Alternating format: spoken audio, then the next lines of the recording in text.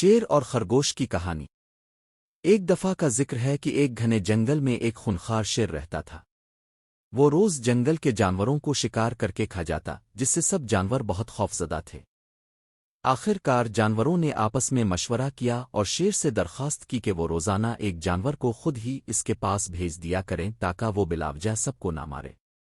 شیر نے ان کی بات مان لی اور روز ایک جانور اس کے کھانے کے لیے بھیج دیا جاتا۔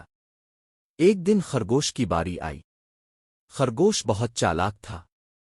اس نے شیر سے جان بچانے کا ایک منصوبہ بنایا۔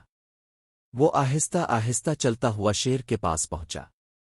شیر بہت غصے میں تھا کہ خرگوش دیر سے کیوں آیا۔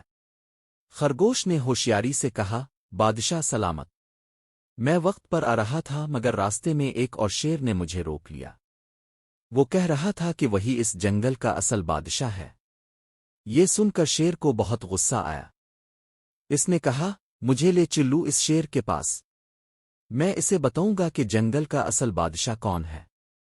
خرگوش شیر کو ایک کنویں کے پاس لے آیا اور کہا، وہ شیر اس کنویں کے اندر ہے۔ شیر نے جھانک کر کنویں میں دیکھا تو اسے پانی میں اپنی ہی عکاسی نظر آئی۔ غصے میں آ کر اس نے کنویں میں چھلانگ لگا دی اور ڈوب کر مر گیا۔ یوں چالاک خرگوش نے نہ صرف اپنی جان بچا لی بلکہ پورے جنگل کو بھی شیر کے ظلم سے نجات دلائی۔ سبق: عقل مند ہمیشہ طاقتور پر غالب آتا ہے۔